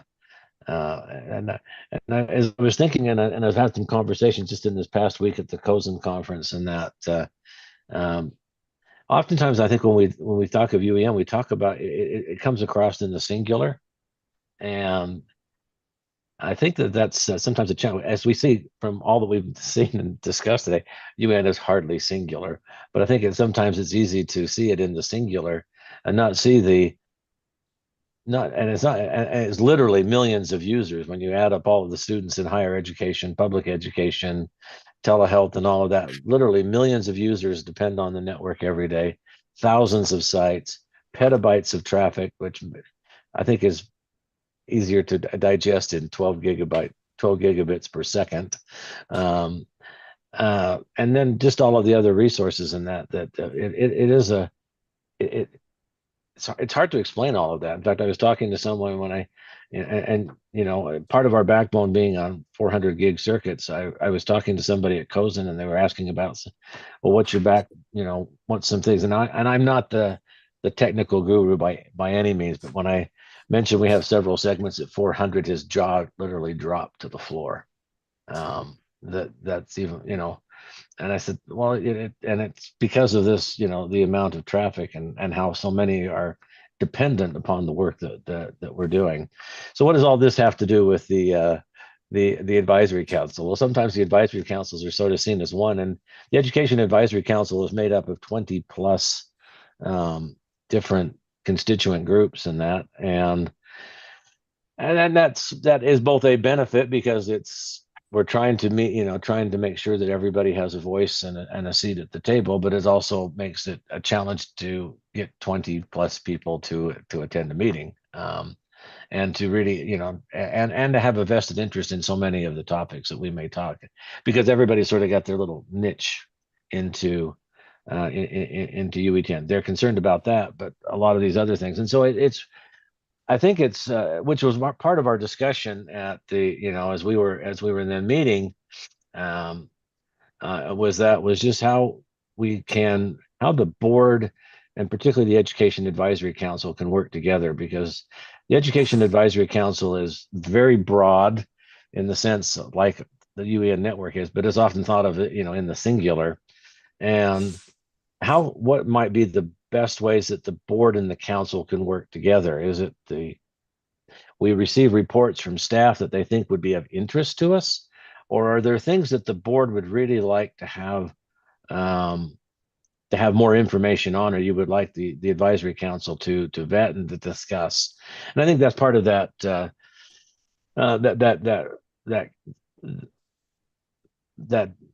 discussion that we were having, and that is that how can we what would make best sense. And I think it's a little bit for the advice, and maybe that's some direction from the board about how you would like us to what we would like us to approach. Are there certain topics that you would like advice on or background on, or for us to vet and to discuss, or would you just like us to continue to work with staff and to find those things that they think that the advisory council might be of interest, and then and then those will get elevated, obviously, to the board that might want to have additional information for themselves. It's just a discussion that we've had there. I can't say that we came up with the answer to those questions. We posed some questions, in part because we did have a smaller group this last time, and so not every voice was there to be in that. So I think as you're looking at the Education Advisory Council in particular, what is it that you would want? What are the is it a committee or is it a council that should have 20 plus members, or is there a way that could be pared down or expand? Either way, but I think it's part of, I think, as Elwood made some recommendations on advisory councils, or I think, as the advisory council chairs, we're just looking for some additional guidance and what you would like to have from the Education Advisory Council. In the meantime, we did talk about some other things that that were highly important. I took a few minutes because I've been involved with the new National Ed Tech Plan that was released in January of this year from the Department of Education, which is really an action plan for technology and education. And I think what was so nice is it is so aligned with the work that we've been doing, as it focuses on digital use. And when we talk about digital use in education, not just having kids on software and that, but really being able to use technology for the really good things that it can do, to be able to expand learning and personalize learning, and making sure that all learners are receiving the kinds of resources, thinking of universal design for learning. That's called out in the National Ed Tech Plan. Professional learning of teachers, which UEN, and we saw several things of, of how to help teachers to be able to effectively take advantage of those tools. And then simply having the systems there that are available to students, and teachers, and that the actual network, and making sure that it's always there, it's always available, it's safe, and it's those are the things that are highlighted in the National Ed Tech Plan. And I just spent some time, with the advisory council, just going over that plan, those divides as the National Ed Tech Plan calls them. But in Utah, I like to say we've got bridges over every one of those divides. We're really working to make sure that those divides are being bridged, and that we're being able to take advantage of technology in the best ways possible. So that was part of it, and then I think we also then talked about the library software licensing. That was a good discussion that we had there, is that as those contracts are now being put into place, and I think everybody's happy with how that's turned out, and that we're looking forward to that. And then and how those will be, here again, we're going to have that solid library of good resources for 5 years, with the ability to extend that out to 10 years. And then Tim Stack gave us an overview of as they're doing some redesign of the UEN webpage, and they're going to be coming back and showing us more of some of the things that they're thinking about, and some of the things that they're implementing. And I think that it's just going to make the UEN website, which is a key front door and access point for everyone to UEN, to make it even better. Easier to navigate, and making sure that services and that are there that are accessible. So those were our topics for the Education Advisory Council, with some questions for the board to consider in future times as well. Rick, thank you so much for just that in depth, and for bringing those questions forward. I have to say that the question, your first question that you talked about, what is the role, or what gets brought forward? It reminds me of I think it was maybe 2 weeks ago, that the Gallup poll with the Walton Foundation put out the happiness report, the World Happiness Report. I don't know how many of you listened to that. I, of course, was waiting with bated breath, because it's something that I'm interested in, is, like happiness, and what does that look like? And And they did report out that the Gen Z, which is those that are 18 to 26, so those that are in the area where we're at right after leaving K-12 and then entering higher education, that their most requested item that brings them that they want is that sense of purpose. And I think that's what this group is asking for is what is the purpose of the group? Because the purpose, as defined by these folks in the ages of 18 to 26, is they want that sense of purpose that means they are directly connected and the outcome matters to them. And I think that is something that our youth are asking for. That is something that our Gen Z, and I would say, many others, but I think that's a similar question. What is the purpose? How are we making so that those involved in the committee are deeply connected to the work and the outcomes? And then what part of that work would need to go forward to the board for approval? As I look at the agenda that we had today, and if you kind of look at it, it's broken up into, the welcome and introduction action items. We have board member recognition, we have discussion, and then within the reports, they're report outs, but there's not action items included from the committees that move forward. So I'm gonna just, before I make a big presentation about what I think, maybe ask other board members, what is in the purpose? How do we bring those action items forward? Maybe how, originally, how are the action items or the items determined for each of the committees to be on the original agenda? And then how does the board place things on an agenda? And then how are those things forwarded? So I'm just going to open it up to other folks, and I'll be quiet for a minute, which is unusual, but I will. And as you bring forward ideas.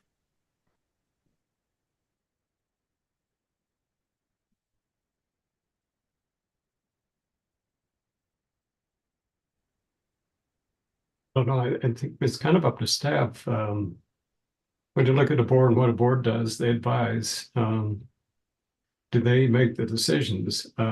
So the staff really comes forward in the setting up the agenda to what it is they want the board to weigh in on. But the board itself doesn't have the line authority to go ahead and make the decision. As in most cases, it's advisory, I think. I don't know, Spencer, as the legislation is written, does the board have the final say over everything that goes on with UETN, or do you as the director or executive director of UETN, can you go ahead and determine things and get advice from the board? What's your take on that? Statutorily, you're a governing board. I report to you, so presumably I'm making decisions on your behalf. And I think that the challenge generally with governing boards is to give you the kinds of information to help you make major, big directional decisions for an organization, but not have to bring you into the inner working details and operations. And so there's a balance there. And I guess I would say what Rick might be asking is, how can the advisory councils help you as a board engage more with some action? I guess maybe, Patty, that's maybe what you're alluding to is, are there some action-oriented components to what you can do as a board to either provide direction or at least, or even back to the advisory councils? That's a question we're having as staff is, are there some things you'd like to have the advisory councils or even any of the committees take up related to any issues that we've either talked about or that you see out there as key stakeholders of ours? I would say the Telehealth Advisory Council echoes that as well. The desire for more sort of measurable objectives and action oriented.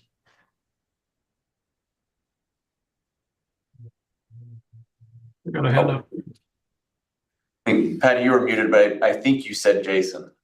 I did, yeah, thank you. Okay. I didn't want to cut somebody off.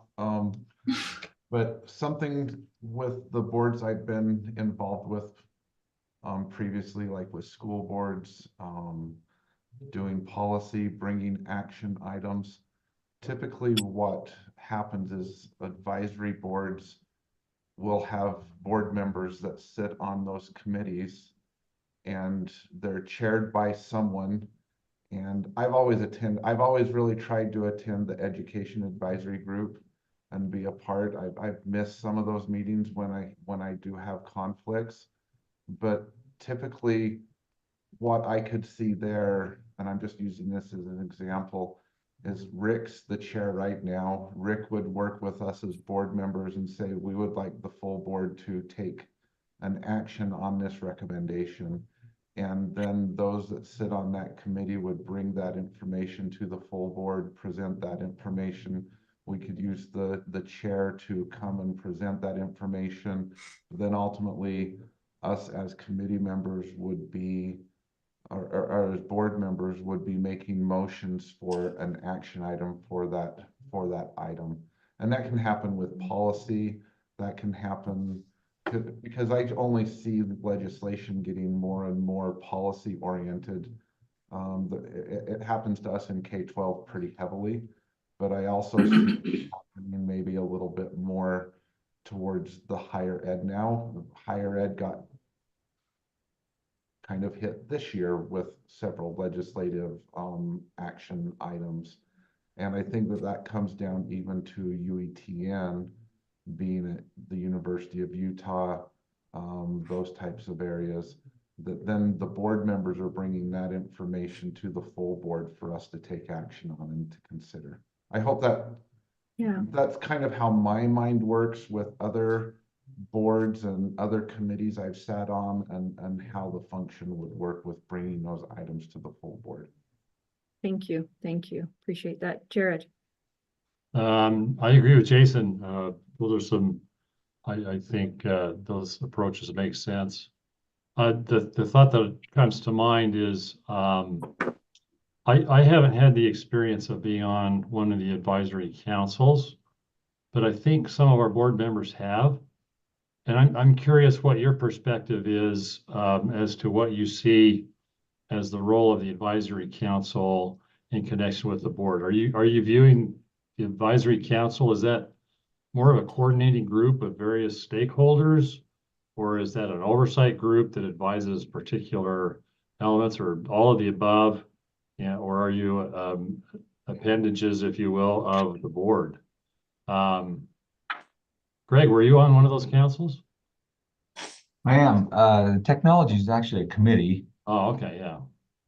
But this has been our question as well amongst our committee members, as we have members from various disciplines that have lots of background in technology. What was it, Jim, that we brought to the board several months ago, last fall? Anyway, we kicked around an idea, then we said, well, let's see if the board wants to have a report out on, I can't remember what the topic was at the time, but we did bring that forward and they had a good discussion presentation to the board. It wasn't really an action item, but it was more informational. Thank you. Thank you, Greg. Any other comments? I just had a question. Just a question from Sarah. Since I'm new, it's still sort of in the onboarding process, and I know that telehealth was integrated back in 2014, I believe. Do you all, and I know that there is an individual who sort of represents the healthcare sector that is vacant, right, on the board. What is the like? How do you all determine the makeup in terms of, because clearly there's a lot of education represented, which is great. And I'm hoping that we can fill the healthcare position soon. How do you determine sort of the reps and the percentages within the board? So those are statutorily defined. Okay. So who's appointed by whom, Right. in which group. Okay. So that's in statute, but certainly wouldn't preclude, and I think that's what this conversation is. How can the advisory councils interact with the board, though? So. Right. Thank you. David. Yeah, so first of all, I just want to remind us all that we're not elected to this board. We're appointed to fill the statutory roles that Spencer just mentioned. So we're representative of larger bodies that all have an interest in UETN and how it operates and what it does. And as a governing board, we're obviously not involved in the day-to-day operations of UETN. But you saw in this board meeting the presentation of board members to be on different committees, and this was what came out of that recent study and discussion, is that board members should be more involved officially on those committees. And I think that gives some board insight into the work that's being done out there. But I'm sensing at the heart of this discussion is the question, when should the board be voting on something? Obviously, we approve the budget from year to year. But beyond that, there's not been, we've approved some policy, but that's kind of where we've stayed is budget and policy. But we really haven't gotten down into direction or that side of UETN in terms of what the committees are doing in their work. Yeah, David, thanks for summarizing that so nicely. I always look to you for that. That's one of the things that you do so well. One of the many things you do so well is take a complex problem and then just, making it small, not small, but understood. With that in mind, as I'm thinking about it, Jason, you put it so well, and then, Greg and everyone, Jared, chiming in on that, being able to talk about what is the role of the board and what basically are we going to vote on. And when I look at advisory committees, I staff an advisory committee to USBE and when we do that, the committee is where the work is done. That's how we view it. The committees where like the hard work is done, the research, all of that really good, rich discussion, and really the people with the very most expertise are involved. And then one of the things that we look at on that committee is one of the roles of the board really provides some protection and some ability to say, not only did we do this, few people knowing about, but the entire board did, and they support the work that we're doing. And so to be able to say, we have, the board that also approves of this work as well. That can work both ways. Sometimes they vote, no, we don't approve it, but that, depending on what the board is. And with this being that governing board, it does provide that level of protection and ability to say, yes, not only have we done it here or in small groups, but the entire board is aware and approves and supports this work as well. So maybe some things, I don't know, Spencer, to bring back. I know we're at time to say, get some things together and say, here's the purpose, some things moving forward, maybe with that wording that Jason said, this is something that we would like to have the approval of the board, or I can't remember how you said it. We should have recorded it, but we did. So yeah, we can go back and listen to what that is, but maybe something to bring forward next time. Yeah. Well, and go ahead, Steve. We can go back to the law that set up UETN too. That gives some guidance on what we're talking about as well. Yep. And if I can just go back to what Jared and Jason originally asked, I do think there's a question that I think it would be great if the board were to really, I think, consider. I think all of you interact with boards and committees where a board member either chairs or is the reporting kind of emissary of a subcommittee to that board. I think that's one of the unique parts of these advisory councils. And Rick is amazing. He's a great emissary of the advisory council, but I think there's a good, very kind of basic operational question is, would it help to have a board member chair the advisory councils? I think it would be good to have the board discuss that. Yep. Yeah.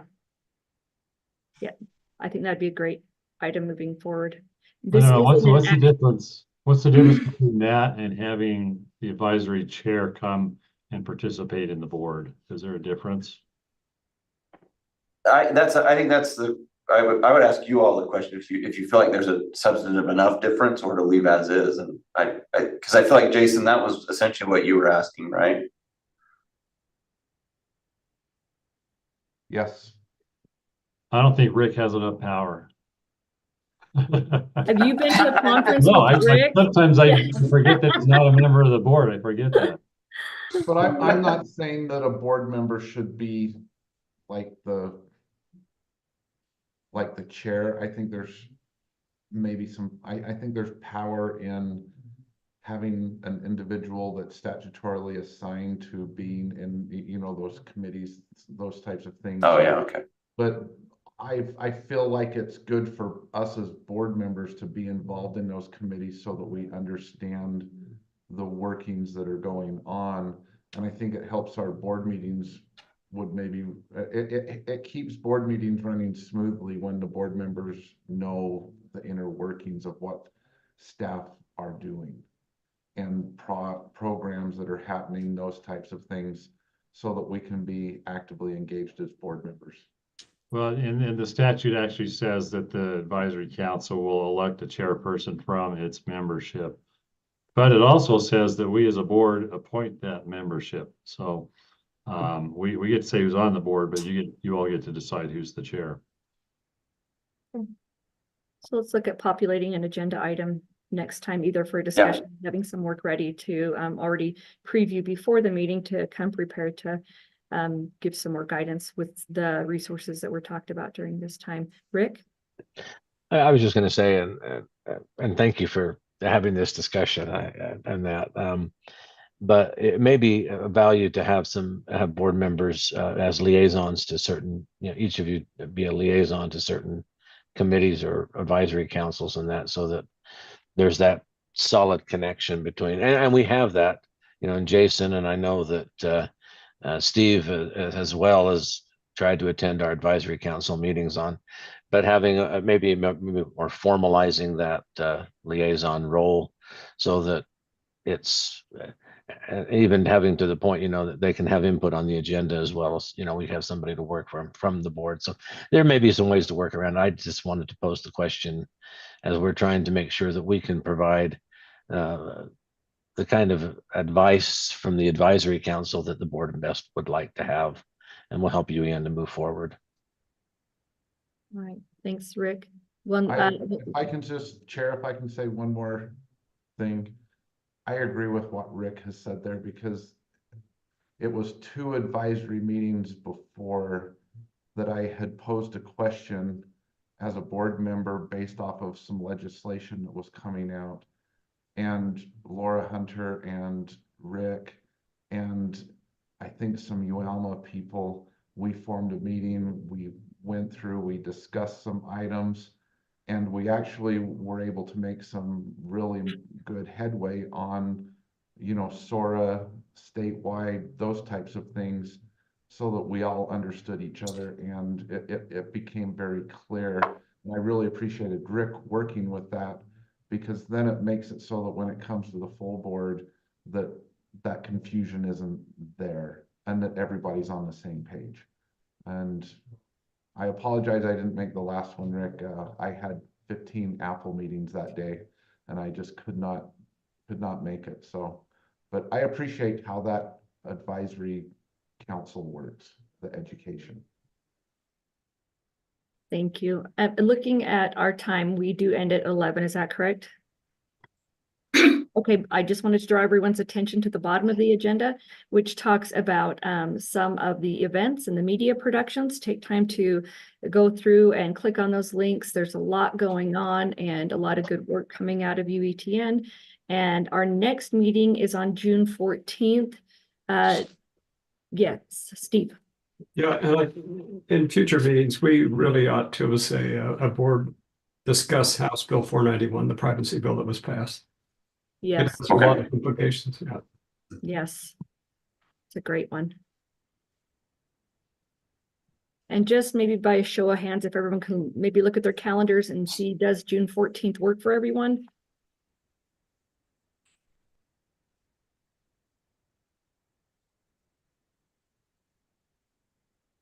And if it does work, if you could give a thumbs up.